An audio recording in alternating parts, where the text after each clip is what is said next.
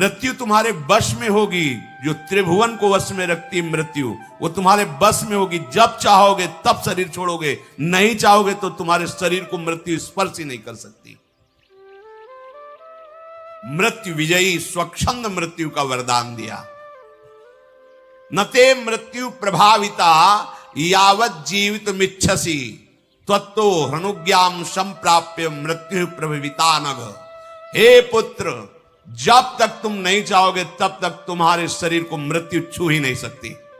मृत्यु विजयी होने का वरदान महाराज शांतनु ने दिया।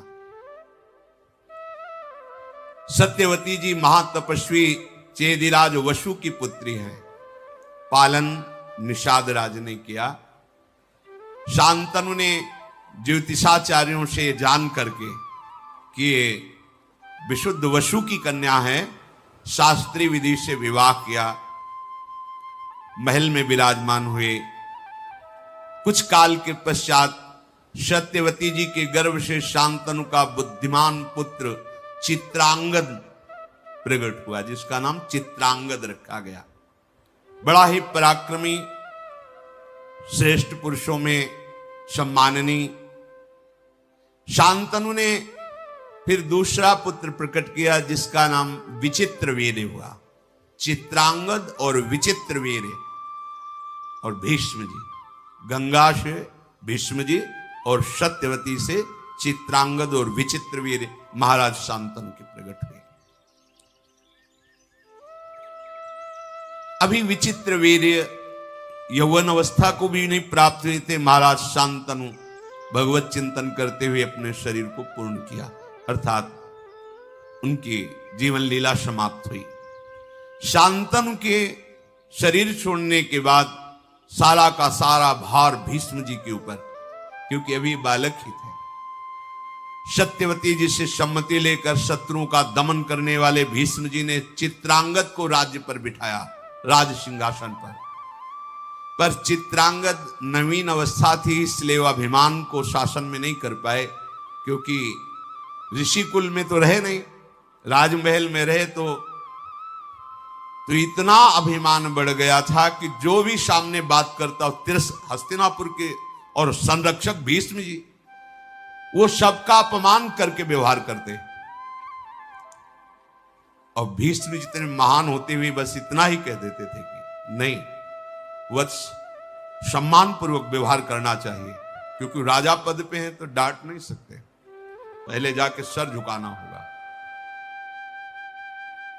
कोई भी मनुष्य हो, देवता हो, असुर हो, सबका आक्षेप करना, सबको अपमानित करना, चित्रांगद ने अपना ऐसा स्वभाव। तो एक गंधर्वराज का नाम था चित्रांगद, गंधर्वों का राजा था। वो एक बार सभा में आया, कहा राजकुमार मेरे जैसा कोई नाम धारण करे तो उसको मेरे से युद्ध करना होगा, मेरे पर विजयी हो तभी वो चित्रांगद नाम धारण कर सकता है, अन्यथा नहीं। मेरा नाम चित्रांगद है, मैं गंधर्वराज हूं, तुम्हें युद्ध के लिए ललकारता हूं। और धर्म ये कहता है जिसके लिए युद्ध ललकार हो वही लड़ेगा, ऐसा नहीं कि भीष्म जी लड़ लें। सभा से सम्मति पास हुई और कुरुक्षेत्र में चित्रांगद राजकुमार और गंधर्वराज चित्रांगद का युद्ध हुआ। अब वो माया युद्ध का स्वामी चित्रांगद, जो गंधर्वराज है, मार डाला चित्रांगद राजकुमार को। कुछ नहीं कर सकते, क्योंकि द्वंद्व युद्ध है।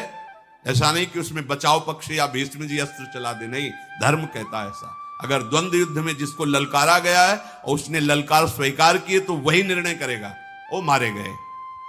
अब तो हस्तिनापुर में बड़ी शोक की लहर छा गई। चित्रांगद के मारे जाने पर शांतनुनंदन भीष्म जी ने उनकी अंत्येष्टि क्रिया कराई। विचित्रवीर अभी बालक ही थे, पर सत्यवती जी से सलाह करके मंत्रियों से उनको राज सिंहासन पर अभिषेक किया, राजा के पद पर विराजमान किया। भीष्म जी आज्ञा के अधीन रह करके सिंहासन की पूर्ण रक्षा, बैठे केवल वो बालक ही तो हैं। चित्रांगद के मारे जाने पर विचित्रवीर अभी बहुत छोटे थे, पर राज्य का भार अर्थात सिंहासन पर उन्हें विराजमान किया गया। भीष्म जी रक्षा करते। अब धीरे धीरे नवकिशोर अवस्था आई। सत्यवती जी ने कहा कि भीष्म, इनके ब्याह की व्यवस्था तुम्हें करनी पड़ेगी, क्योंकि प्रायः ये बात थी कि निषाद कन्या से महाराज शांतनु ने ये पुत्र प्रकट किए, तो जैसे कोई बड़े बड़े राजा लोग स्वयंवर करते तो प्रायः निमंत्रण आदि के लिए। भीष्म जी से सत्यवती जी ने कहा कि इनके ब्याह की व्यवस्था करनी होगी। गुप्तचरों ने बताया कि काशी में स्वयंवर की रचना हो रही है। काशी राज की तीनों कन्याएं स्वयंवर में वर का वरण करेंगी। भीष्म जी ने माता सत्यवती से कहा कि मुझे ही जाना पड़ेगा। आज्ञा ली। महारथियों में श्रेष्ठ शत्रु विजयी भीष्म अकेले सारथी को लेकर के वाराणसी पहुंचे और स्वयंवर सभा में जब प्रवेश किया, बहुत से राजा